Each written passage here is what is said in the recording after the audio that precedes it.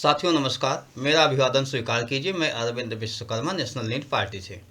साथियों, अभी हमारी सरकार ने कुछ कानून बनाए, कानून बहुत से बनाए। उनमें से आज मैं 3 कानूनों की बात करता हूं और वो तीनों कानून ऐसे हैं जिनसे कि प्रतिदिन आपका लेना देना है। मैं इसीलिए कहता हूं कि जब आप लोग कहते हो मेरा राजनीति से कोई लेना देना नहीं, तो मैं कहता हूं आपके बच्चों का भविष्य, आपका भविष्य राजनीति से ही तय होता है। इसलिए आपका राजनीति से सीधा सीधा लेना देना है। मैं बात कर रहा हूं अभी जो 3 कानून बने हैं उनके बारे में। 3 कानून हैं क्या, ये समझिए आप। 3 कानून ऐसे हैं: भारतीय न्याय संहिता, भारतीय नागरिक सुरक्षा संहिता, भारतीय साक्ष्य बिल। कानून तो और भी हैं, लेकिन मैं आज 3 कानूनों की ही बात करता हूं। पहली बात तो आप ये समझिए कि अब दरोगा साहब किसी को भी पकड़ लेंगे, किसी को भी, तो उन्हें कागज में दर्ज करने की ज़रूरत नहीं है कि मैं किसी को पकड़ कर लाया हूँ। पूछताछ के नाम पर आपको रखे रहेंगे, जब तक मर्जी होगी तब तक रखे रहेंगे, जब तक मर्जी होगी तब तक रखे रहेंगे। कोई टाइम बाउंडेशन नहीं है। पहले क्या होता था ये तो जान लीजिए। पहले एक ललिता कुमारी केस थी, उसमें सुप्रीम कोर्ट ने व्यवस्था दी थी कि कोई भी एप्लीकेशन मिले तो 24 घंटे के अंदर एफआईआर दर्ज करना आवश्यक है। अब जो नया कानून बना है उसमें यह है कि पहले पीई होगी। पीई मतलब जब आप एप्लीकेशन दोगे तो दरोगा साहब जांच करेंगे, जांच के बाद उन्हें लगेगा एफआईआर करने वाला मामला बनता है तो एफआईआर करेंगे, नहीं तो नहीं करेंगे। वो रद्दी की टोकरी में एप्लीकेशन चली जाएगी। पहले भी ऐसा नहीं है 24 घंटे गवर्नमेंट, सुप्रीम कोर्ट का आदेश था तो गवर्नमेंट के लोग या पुलिस अधिकारी एफआईआर कर लेते थे, नहीं करते थे। कितने लोग आते थे कि भैया मेरा एफआईआर करवा दीजिए, कम से कम एफआईआर तो हो जाए। एफआईआर होने से न्याय नहीं मिल जाता था, इस भ्रम में मत रहिएगा। एफआईआर होने से न्याय मिलने का रास्ता खुल जाता था, यानी हमारा मुकदमे तक जाता था। चलो मुकदमे में जो होगा देखा जाएगा, लेकिन एफआईआर तो हो। अब तो वो रास्ता भी बंद हो गया। पहले पीई होगी, दरोगा साहब जो चाहेंगे वो लिखेंगे, दरोगा साहब की मर्जी होगी तो एफआईआर होगा, नहीं तो नहीं होगा। अब कैसे एफआईआर होगा? जमीनी हकीकत अगर आप जानते हो, थानों की हालत जानते हो, दरोगा साहब की स्थिति जानते हो, तो आप जान गए होगे। हजारों में कोई एक ईमानदार दरोगा अगर आपको मिल गया तो हो सकता है आपके केस में एफआईआर हो जाए, सब कुछ व्यवस्था हो जाए। अन्यथा एक रास्ता खुल गया दरोगा साहब के लिए व्यवस्था का, जुगाड़ का। खैर, वो तो एक अलग बात हुई। उसके बाद मैं बात करता हूँ, एक डीके वासु केस था सुप्रीम कोर्ट में। उसमें सुप्रीम कोर्ट की व्यवस्था थी कि किसी को भी अगर दरोगा साहब थाने का कोई व्यक्ति अरेस्ट कर रहा है तो पहले उसके खिलाफ एफआईआर होनी चाहिए थाने में, यानी रजिस्टर में लिखा पढ़ी होनी चाहिए। कब अरेस्ट कर रहा है, कहाँ से अरेस्ट कर रहा है, किस समय अरेस्ट कर रहा है, ये भी लिखना होगा। और जब अरेस्ट करेगा तो उसके किसी दोस्त को, उसके किसी रिश्तेदार को, उसके घर के किसी सदस्य को बताएगा, उसकी दस्तखत करवाएगा कि मैंने अरेस्ट किया ही नहीं। वो व्यवस्था खत्म। अब अरेस्ट करने के लिए दरोगा साहब को किसी से पूछने की ज़रूरत नहीं, किसी को भी पकड़ के लाएंगे, थाने में बंद कर देंगे, और जब तक मर्जी होगी बंद किए रहेंगे, कोई पूछने वाला नहीं। मतलब इससे अमित शाह जी, हमारे जो गृह मंत्री जी हैं, वो कहते हैं जल्दी न्याय हो जाएगा, यानी दरोगा वाला न्याय होगा, पुलिसिया लाठी वाला न्याय होगा, जल्दी न्याय हो जाएगा। तो एक तो ये हुआ, मैंने 2 केस बताई। एफआईआर पीई होगा और गिरफ्तारी, किसी को बताएंगे नहीं, गिरफ्तारी हो जाएगी, थाने में बैठा लेंगे जब तक इच्छा होगी, मर्जी उनकी। पहले क्या होता था कि एफआईआर दर्ज हो, आपको थाने में ले जाते थे, 24 घंटे के अंदर आपका चालान होता था। वो अलग बात है कि पूछताछ के नाम पे मजिस्ट्रेट से परमिशन लेके 15 दिन तक अपने पास रख लेते थे। खैर, एक और व्यवस्था थी कि 48 घंटे के अंदर मेडिकल कराना कंपलसरी था पुलिस को। और जब मजिस्ट्रेट के आदेश से भी 15 दिन तक पुलिस रखती थी अपने पास, तो per day per day medical कराती थी कि मैंने मारा नहीं है, इन्हें नुकसान नहीं पहुंचाया है फिजिकली।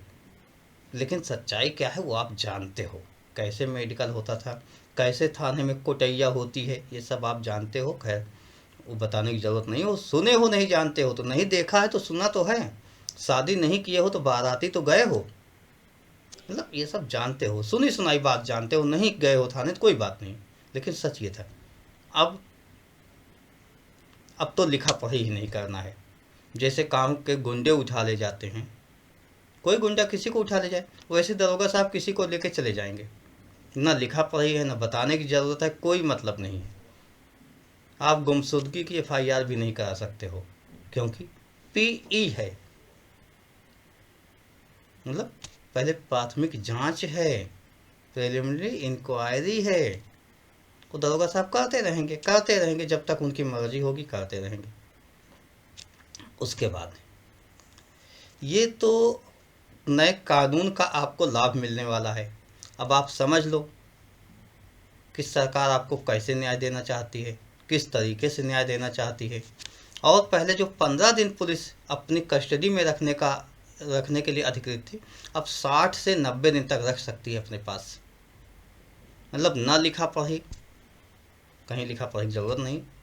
आप कोई भी शिकायत करो, दरोगा साहब लिख देंगे साहब इसमें केस तो बनता नहीं था, हमने एफआईआर नहीं की, यानी पीई होगा तो कोई मतलब नहीं। एक और बात, बहुत अच्छी बात, सीना ठोंक कर कहा गया था कि कोई भी आएगा तो उसका बयान वीडियो रिकॉर्डिंग होगी। अरे भाई मेरा हाथ पैर मान दो, रिकॉर्डिंग मेरी इसके ऊपर हो रही है और नीचे से डंडा लिए आप लगा रहे हो, मैं जो कह रहा हूँ वही बोलना, गलत ना बोलना, मैंने जो कहा वही बोलना, तो वीडियो रिकॉर्डिंग इसके ऊपर हो जाएगी। नीचे पैर बंधा हुआ है, पीठ में पीछे से बंदूक लगाए हुए हैं, कहोगे तो ठोंक देंगे, तो जो चाहेंगे बयान तो वही दोगे, खैर वीडियो रिकॉर्डिंग आपकी होती रहेगी। ये सब तो बेसिक पुलिसिया कानून में संशोधन हुआ है। एक और हो सकता है आपका वास्ता उससे ना हो, लेकिन देश के बहुत से लोगों का वास्ता उससे पड़ा हुआ है, आपका वास्ता नहीं होगा सीधे सीधे। यूएपीए जो पहले कानून था उसमें सेक्शन 113 जोड़ा गया, मतलब उसको हटा दिया गया, 113 सेक्शन हुआ। तो उसमें क्या बदलाव हुआ है, पहले ये होता था कि अगर दरोगा साहब लिखते थे तो यूएपीए जो कानून होता था उसकी वैधता की जांच कोई आईपीएस करता था, मतलब एक सीनियर अधिकारी करता था। उसे भी एक इंडिपेंडेंस अथॉरिटी होती थी, इंडिपेंडेंस, एकदम इंडिपेंडेंस, जिसका पुलिस से कोई मतलब नहीं है। वो इंडिपेंडेंस अथॉरिटी पहले जांच करती थी, किसकी, उस चार्जशीट की जो यूएपीए लगाने के बाद चार्जशीट बनी है उसकी जांच करती थी। और तब यूएपीए के तहत आपकी गिरफ्तारी, मतलब लॉन्ग टाइम मुकदमा चलता था, क्योंकि यूएपीए में जमानत नहीं होती है। खैर अब उसको भी हटा दिया, ना तो अधिकारी को जांच करना है, ना स्वतंत्र एजेंसी को जांच करना है, यानी दरोगा साहब जो लिखेंगे वो सही है क्योंकि वो दरोगा हैं। तो पुलिसिया अत्याचार आप पर कितना बढ़ने वाला है इसकी कल्पना करके सोचिए। कानून आपके हित में बना है या आपके खिलाफ?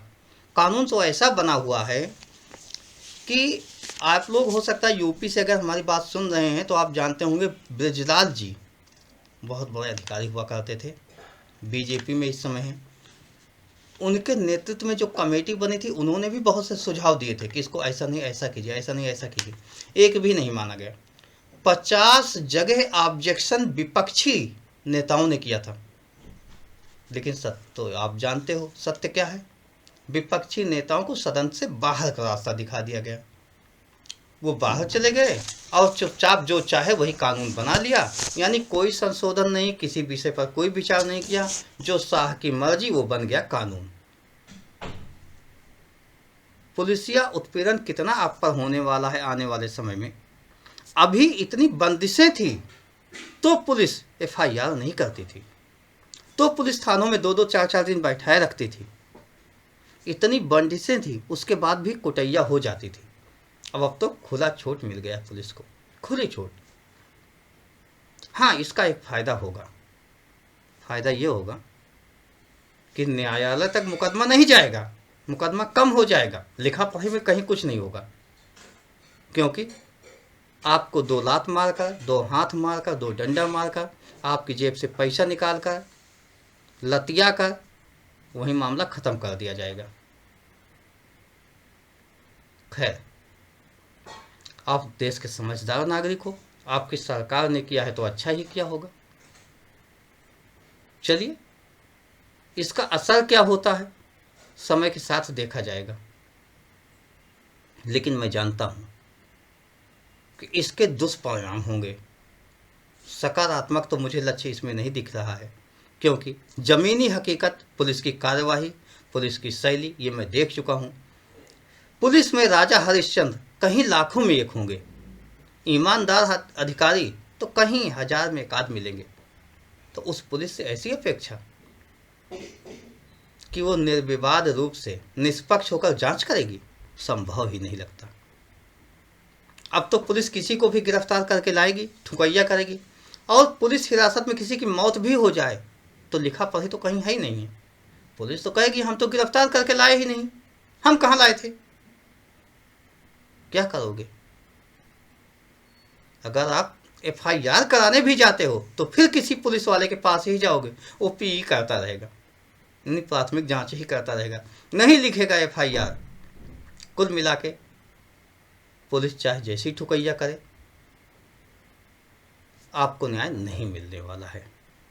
ये समझ लीजिए, अंग्रेजों का दिया कानून इससे तो अच्छा था। हमारे सुप्रीम कोर्ट ने उसमें कुछ संशोधन करके, कुछ सुझाव देकर कुछ बंदिशें तो लगाई थी। अब सभी बंदिशें समाप्त है। मैं तो यही कहूँगा, आपका बच्चा अगर जज बनने की तैयारी कर रहा है, DM बनने की तैयारी कर रहा है, तो उससे कह देना भैया पुलिस वाला बन जाओ, सब काम हरा हर है, जो चाहोगे वही होगा। वैसे भी एक कहावत प्रचलित है कि एक साहब का विवाद हुआ, मुकदमा हुआ, जज साहब ने फैसला दिया, उन्हें न्याय मिला। जज साहब ने कहा अब आप खुश हो, आपको न्याय मिला। कहें साहब आपको भगवान दरोगा बना दे, तो जज साहब चौंक गए। क्यों चौंक गए? क्योंकि वो तो जज हैं, हजारों दरोगा उनके नीचे हैं, जिसको कह दें जी सर काम करने के लिए तैयार, और वो साहब कह रहे हैं कि आपको दरोगा बना दे। कहें ऐसा क्यों कहा, हम तो उनसे बड़े पोस्ट पर। कहें साहब जिसके लिए आपने 10 साल मुकदमा में दिया, 10 साल हम मुकदमा लड़े और अब आपने न्याय दिया, दरोगा साहब वहीं तुरंत 500 रुपये में दे रहे थे,